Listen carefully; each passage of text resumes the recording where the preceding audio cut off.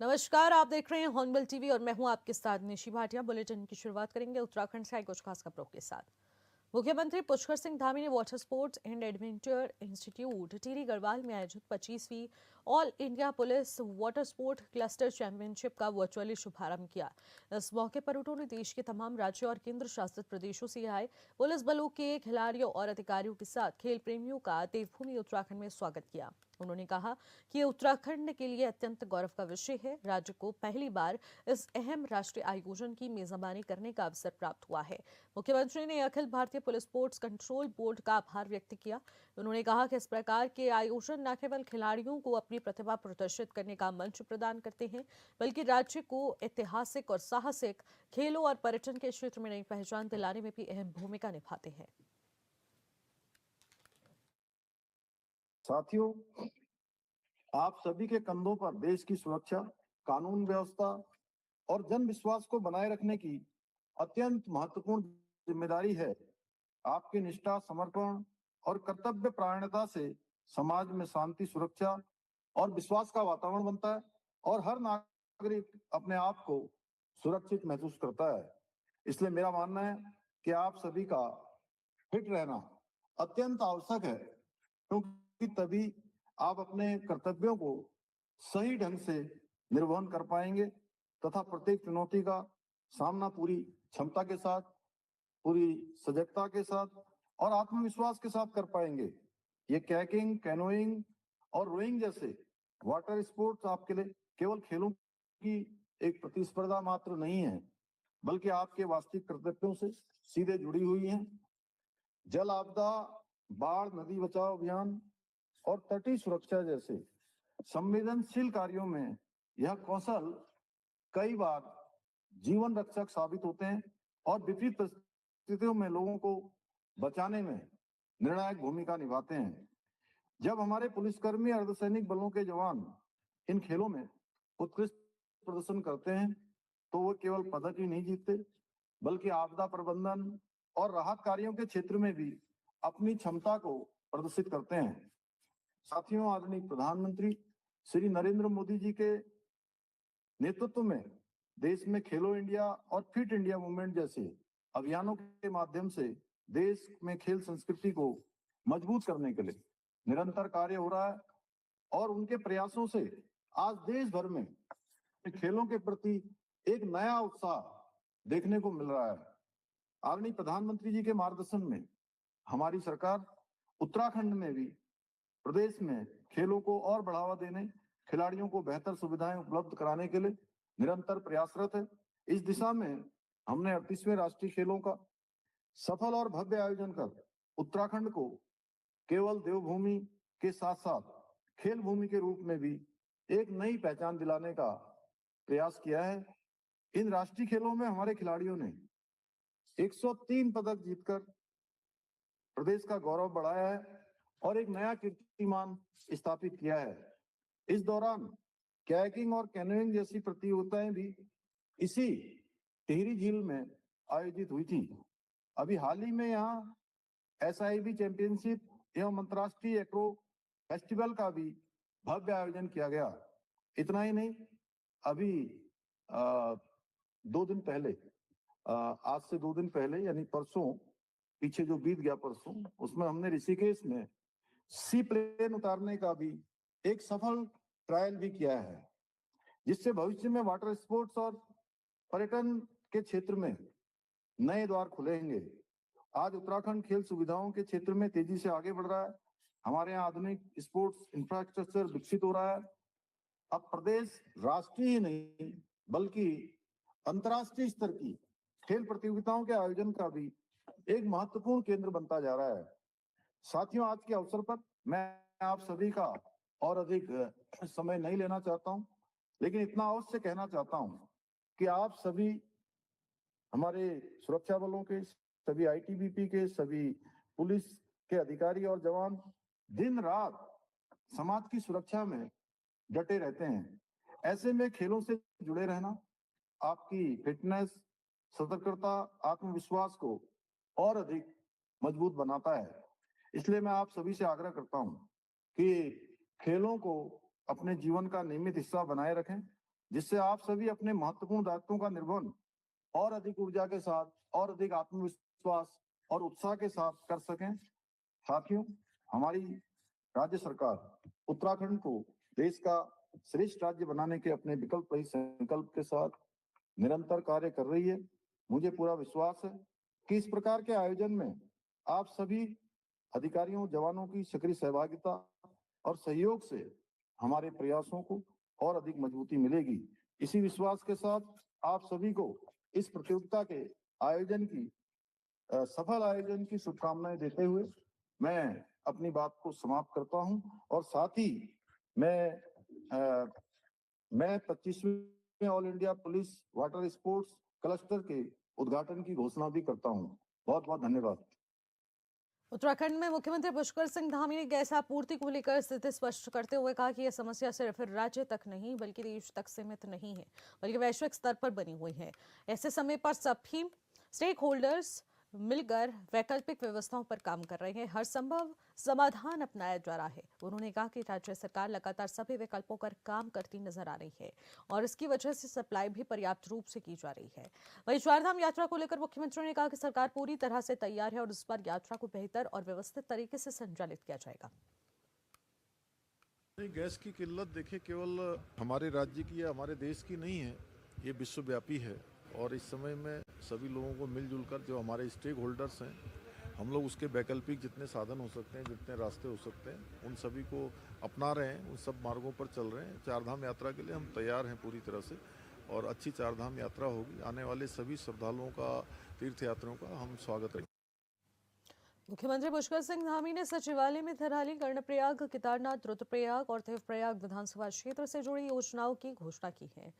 अब बैठक से सीएम धामी ने अधिकारियों को स्पष्ट निर्देश दिए कि लंबित कार्यों को तेजी से पूरा किया जाए, विभागवार प्रगति, बजट आवंटन और योजनाओं की टाइमलाइन पर विस्तार से चर्चा हो।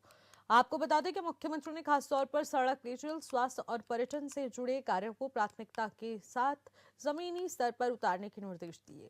साथ ही चारधाम यात्रा की तैयारियों की भी समीक्षा करते हुए कहा कि यात्रा को सुव्यवस्थित और सुरक्षित तरीके से संचालित किया जाए।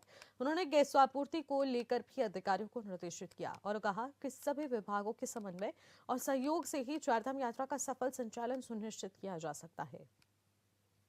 सभी जो सरकार की योजनाएं हैं, लोगों की जो ज़रूरतें हैं, वो सभी यथा समय पर पूरी हों, गुणवत्तापूर्ण हों और चारधाम यात्रा चल रही है। अभी बस उसकी सारी तैयारियां हमारी प्रारंभ हो गई है और ठीक से हों, सड़कें ठीक बने, आवास ठीक बने, लोगों की जो श्रद्धालु पर्यटक आने वाले हैं उन सब की सुविधा और उनकी सुरक्षा दोनों ही हमारे लिए बहुत महत्वपूर्ण है। उसी को लेकर बैठक की गई है और सभी तैयारियां अच्छी चल रही हैं। चारधाम यात्रा अच्छी होगी और जो बीच बीच में गैस का जो संकट विश्वव्यापी है उसको लेकर भी हमने तमाम जो वैकल्पिक साधन हो सकते हैं उन साधनों पर हम काम कर रहे हैं। हमारा वन निगम लकड़ी की सप्लाई करेगा, अन्य विभाग जो है जो भी जिस स्तर पर हैं सभी मिलजुल कर करेंगे और चारधाम यात्रा अच्छी होगी। चारधाम यात्रा के लिए पूरी तरह से हमारा राज्य तैयार है। मुख्यमंत्री पुष्कर सिंह धामी ने पश्चिम बंगाल में बीजेपी की सरकार बनने का दावा किया है। उन्होंने कहा कि हाल ही में अपने चुनावी दौरे के दौरान उन्होंने जनता के बीच जबरदस्त समर्थन देखा और लोगों ने परिवर्तन का बताने की मूड बना लिया है।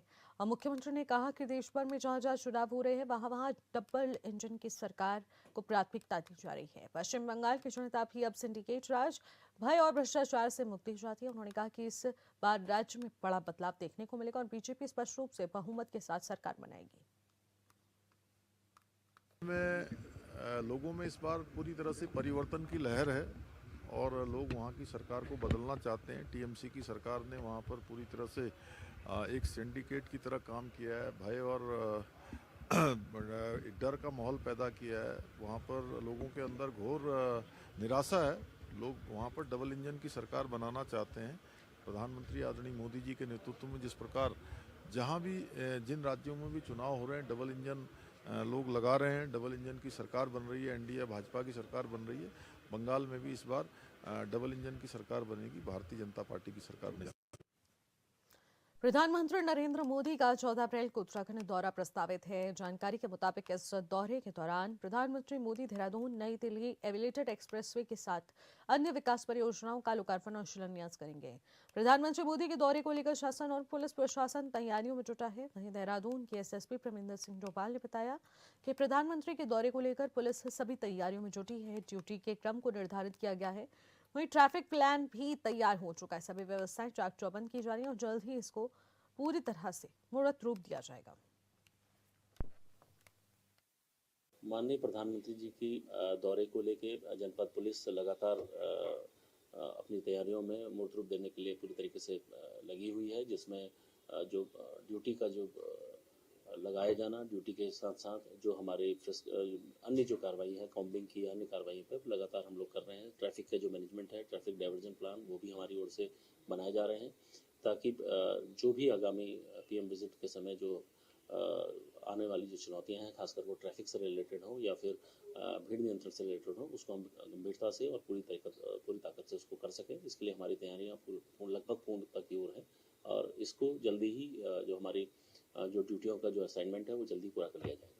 बीजेपी ने एक बार फिर से कांग्रेस पर तीखा हमला बोला है। बीजेपी प्रदेश महामंत्री कुंदन परिहार ने कहा कि कांग्रेस आज अपने ही कार्यकर्ताओं को संभालने में असफल है और केवल कुछ लोगों को जोड़ने की बात कर रही है। उन्होंने तंज कसते हुए कहा कि कांग्रेस एक डूबता हुआ जहाज बन चुकी है जिसमें कोई भी बीजेपी का कार्यकर्ता शामिल नहीं होना चाहेगा। परिहार ने कहा है कि कांग्रेस के नेता मुंगेरी लाल के हसीन सपने देख रहे हैं, जबकि जमीनी हकीकत यह है कि पार्टी के अपने कार्यकर्ता ही नेतृत्व से निराश है। कांग्रेस 6 लोगों को संभाल नहीं पा रही है और जो भारतीय जनता पार्टी से वहां क्यों जाएंगे। मेरा एक प्रश्न कांग्रेस से ही है कि भारतीय जनता पार्टी से कांग्रेस में क्यों जाएंगे, जबकि कांग्रेस एक डूबता हुआ जहाज है। वो मुंगेरी लाल के सपने हसीन देखें वो अलग बात है, लेकिन कोई भी भारतीय जनता पार्टी का कांग्रेस की डूबती हुई जहाज में नहीं बैठना चाहेगा। कांग्रेस पहले अपने कार्यकर्ताओं को ही संभाल लें, जो 6 लोग गए हैं उनको संभाल लें, उसके बाद वो आगे की चिंता करें, क्योंकि कांग्रेस का कोई भविष्य नहीं है। कांग्रेस इस उत्तराखंड में निश्चित रूप से आज जिस रसातल पर पहुंच चुकी है, निचले स्तर पर कांग्रेस के कार्यकर्ता भी अपने नेतृत्व से हताश हैं। कोई कार्यक्रम उनको काम करने के लिए नहीं है और कोई योजना उनकी नहीं है। 2027 तो दूर की बात है, कांग्रेस पहले जो अपना आंतरिक उनका संगठन है, आंतरिक उनका लोकतंत्र है, उसी में सामंजस्य बैठा ले, बहुत बड़ी बात है। प्रदेश में गैस आपूर्ति को लेकर स्थिति सामान्य बनाए रखने के प्रयास जारी हैं। अपर आयुक्त खाद्य और नागरिक आपूर्ति और उपभोक्ता मामले में विभाग पीएस पांगते ने बताया है कि वर्तमान में थोड़ी बहुत समस्या जरूर बनी थी, लेकिन राज्य में स्थिति काफी हद तक नियंत्रित है। उन्होंने कहा कि किसी को असुविधा ना हो, सप्लाई संतुलित बनी रहे, इसके लिए 2 सिलेंडर की सीमा तय की गई है ताकि कोई भी व्यक्ति अत्यधिक मात्रा में सिलेंडर लेकर कृत्रिम कमी ना पैदा कर सके। उन्होंने स्पष्ट किया कि शादियों या विशेष आयोजनों के लिए अतिरिक्त सिलेंडर्स की जरूरत होने पर संबंधित जिलों में एसडीएम या फिर जिला प्रशासन से अनुमति लेकर सिलेंडर प्राप्त किए जा सकते हैं। इसके लिए कुछ जिलों में अलग से ही एसओपी बनाई गई है, जिसमें जरूरतमंदों को किसी तरह की दिक्कत ना हो।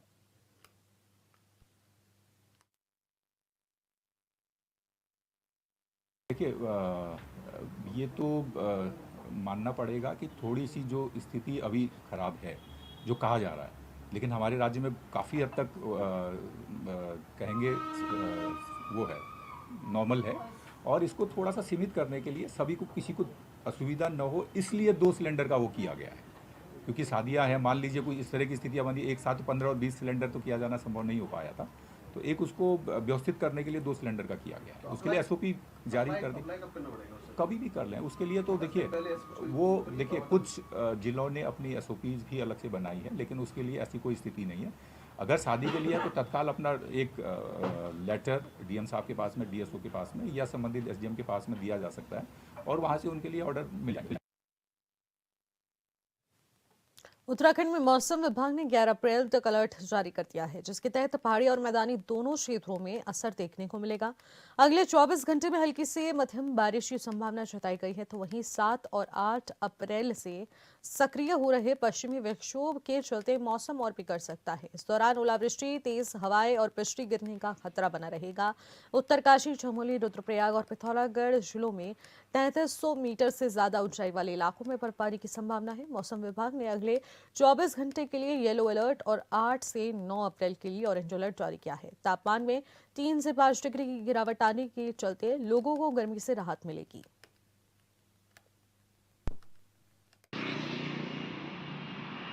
तो ये जो WD जो है 10-11 तक एक्टिव रहने का वीक हो जाएगा। 9 तारीख में जो है पहाड़ी जनपदों में हल्की से मध्यम दर्जे की बारिश कहीं कहीं हमको देखने को मिल सकती है। उसके बाद ये और कम हो जाएगा। 11 तारीख को हालांकि एक और पश्चिम विक्षोभ आ रहा है जो काफ़ी जो है वो उसके लेकिन इतना स्ट्रॉन्ग नहीं है, वह बहुत जो है फीवर WD है, तो उसका इफेक्ट उतना नहीं होगा। 11 और 12 में उसको जो है पहाड़ी जनपदों में कहीं कहीं पे बहुत हल्की बारिश कहीं देखने को मिल सकती है। केंद्र सरकार महिला आरक्षण कानून के लिए अहम कदम उठाने की तैयारी में नजर आ रही है, जिसके बाद पूरे देश के साथ प्रदेश की राजनीति में एक बार फिर हलचल तेज हो गई है और तमाम दलों से जुड़ी महिला नेता की सकारात्मक प्रतिक्रियाएं सामने आ रही हैं। वहीं बीजेपी प्रदेश महिला मोर्चा की अध्यक्ष रुचि भट्ट ने इस विषय की सराहना की। उन्होंने कहा कि भारतीय जनता पार्टी के लिए महिला सम्मान सर्वोपरि रहा है। अध्यक्ष ने कहा कि प्रधानमंत्री नरेंद्र मोदी की ओर से जो कहा जाता है वो भी किया जाता है।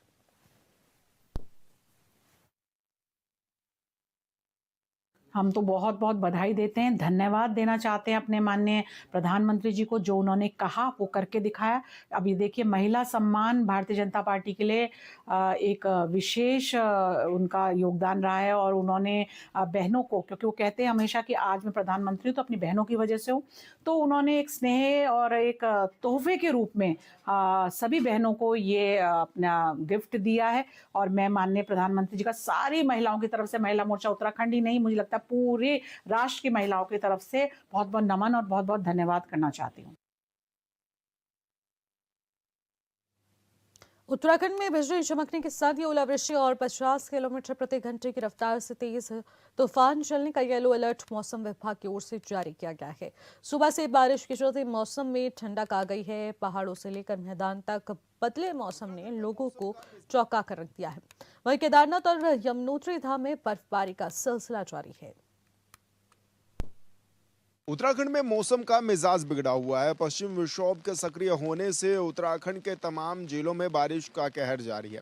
एक और ये भी देखा जा रहा है कि मैदानी क्षेत्रों में जहां बारिश हो रही है तो वहीं पहाड़ी क्षेत्रों में, ऊंचे हिमालय क्षेत्रों में बर्फबारी भी लगातार जारी है। गंगोत्री, यमुनोत्री, केदारनाथ, धामनाथ, जो बद्रीनाथ हैं, वहाँ पर भी चारों धामों में बर्फबारी देखी जा रही है। हालांकि मौसम का मिजाज लगातार बिगड़ा हुआ है। राजधानी देहरादून समेत कई शहरों में देर रात से ही बारिश का दौर जारी है और उत्तराखंड के मौसम विभाग ने भी मौसम को लेकर अनुमान जाहिर किया है। उन्होंने कहा है कि ऑरेंज अलर्ट और रेड अलर्ट कई जगह पर घोषित भी उनके द्वारा किया गया है। उनके द्वारा बताया गया है कि कई जगह पर मौसम जो है वो ऐसे ही बारिश रहेगी और हालांकि ये भी कहा गया है कि तेज गर्जना के साथ भी और तेज हवाएं भी चलने की संभावना इस दौरान जारी की गई है।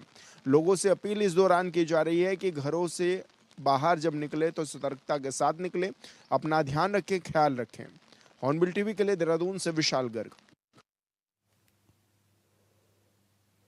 रुद्रप्रयाग में कर्णप्रयाग रेलवे प्रोजेक्ट के तहत निर्माणाधीन ट्वेलर में धंसाव की खबर सामने आई है। दरअसल बीते सोमवार की रात जवाड़ी पुलिस चौकी से 1.5 किलोमीटर दूर इमरजेंसी टनल 7वें पैकेज में काम के दौरान मिट्टी धंस गई। वहीं निर्माण कर रहे मेगा कंपनी ने बताया कि हादसे में कोई जनहानि नहीं हुई है, काम सामान्य रूप से चल रहा है। कंपनी की टेक्निकल टीम मौके पर पहुंचकर रिपेयरिंग में जुटी है। पुलिस ने लोगों से अफवाहों पर ध्यान न देने की अपील की है। फिलहाल स्थिति नियंत्रित है और मरम्मत का काम जारी है।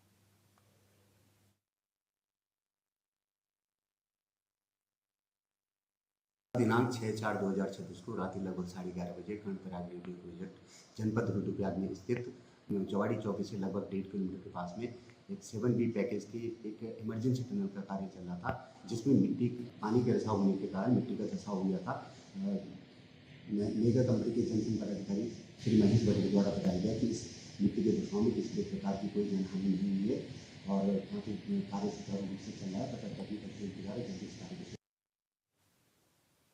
अगली खबर उधम सिंह नगर के जसपुर से है, जहां पर बेलजोड़ी में जिला पंचायत सदस्य चरणजीत सिंह गरीबों की आवाज बनकर सामने आए। मीडिया से बातचीत में उन्होंने कहा कि जसपुर विधानसभा क्षेत्र में कई गरीब परिवारों को आज भी बिजली कनेक्शन नहीं मिल रहा है, जबकि वोट देने का अधिकार है, लेकिन बिजली का अधिकार नहीं मिल रहा है। अगर कोई कुंडी लगाता है तो लाखों रुपए की पेनल्टी थोपकर शोषण किया जाता है। उन्होंने संकल्प लिया कि जब तक जसपुर में सभी लंबित विद्युत कनेक्शन नहीं लगाए जाते, वो हर घर में बिजली नहीं पहुंच जाती, तब तक वो कोई भी त्योहार, दीपावली, होली, गुरपर्व कुछ भी नहीं मनाएंगे। चरणजीत सिंह ने कहा है कि 2023 में एक आदेश के कारण ये समस्या बनी हुई है। उन्होंने फाइल तैयार कर ली है, जल्द ही मुख्यमंत्री पुष्कर सिंह धामी से मुलाकात कर इस मुद्दे को उठाएंगे। हम तुम एक अच्छे घर में रह रहे हैं, लाइट हमें 24 घंटे उपलब्ध है, हमारे घर में इन्वर्टर भी लगे हुए हैं। अगर 1 घंटे के लिए 2 घंटे की लाइट चली जाती तो हमें कैसा लगता है। और जिन परिवारों के पास कनेक्शन ही नहीं मिल रहा, उन्हें एक मूलभूत सुविधा है जिसको वोट देने का अधिकार है, भारत के नागरिक को, उत्तराखंड के नागरिक को, क्या उसका कनेक्शन का अधिकार नहीं है? उनको विद्युत विभाग यूपीसीएल उत्तराखंड द्वारा उनको वंचित रखा जा रहा है कनेक्शनों से। वो गरीब व्यक्ति अगर कुंडी लगा देता है तो उनके ऊपर लाखों रुपए की पेनल्टी डालकर उनका शोषण किया जा रहा है यूपीसीएल द्वारा। तो उन्हीं की दर्द को देखते हुए मैंने ये दर्द अपने ऊपर लिया है कि मैं जब तक जसपुर विधानसभा के अंतर्गत जितने भी कनेक्शन, विद्युत कनेक्शन है, आवंटित नहीं हो जाएंगे, जब तक प्रत्येक घर में लाइट नहीं जल जाएगी, मैं किसी भी प्रकार का कोई भी त्यौहार, दीपावली हो, होली हो, गुरु पर्व हो, ईद हो, कोई त्यौहार नहीं मनाऊंगा। अगली खबर ऋषिकेश से है, जहां पर मां त्रिपुरा सुंदर शिव शक्ति धाम आश्रम के पीठाधीश्वर श्री श्री श्री 1008 हरिओम महाराज ने साधु संतों की उपस्थिति में कहा कि वो किसी दल से नहीं जुड़े, लेकिन राष्ट्रहित में संतों को बोलना चाहिए। उन्होंने पश्चिम बंगाल, केरल, उड़ीसा के आगामी विधानसभा चुनावों में मतदाताओं से मोदी समर्थित पार्टी को वोट देने का आग्रह किया। आमतौर पर देखने को मिलता है कि संत समाज इस पर खुलकर बात नहीं करता, लेकिन असम दौरे का हवाला देते हुए अब सड़कों पर और धार्मिक क्षेत्रों के विकास की सराहना की गई और बंगाल में हिंदुओं की स्थिति और धार्मिक स्थलों की उपेक्षाओं पर पीड़ा व्यक्त की गई। राष्ट्र की बात आती है, सदयोग के लिए है, किसी की पुत्र प्राप्ति के लिए है, सबका। देखिए, ना मैं बीजेपी का हूँ, ना मैं कांग्रेस का हूँ, लेकिन जहाँ देश राष्ट्र की बात आती है तो वहाँ हर साधु को बोलना चाहिए, क्योंकि साधु का काम समाज से है, समाज के कल्याण के लिए साधु कार्य करता है।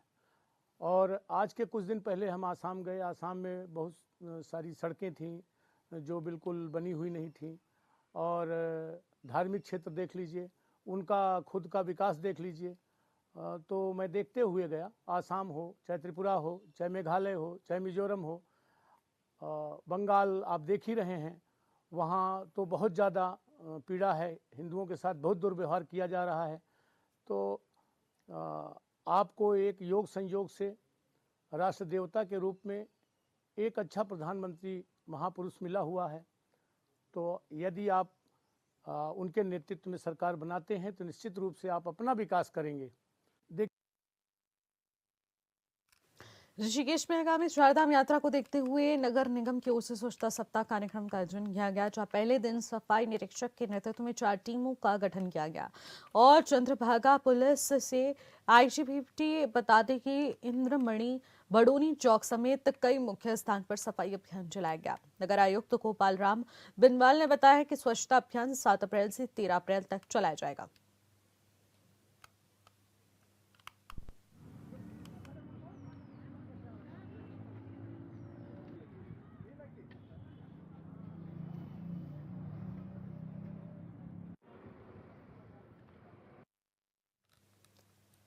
फिलहाल इन खबरों में इतना ही। आप देखते रहिएगा हॉर्नबिल टीवी। नमस्कार।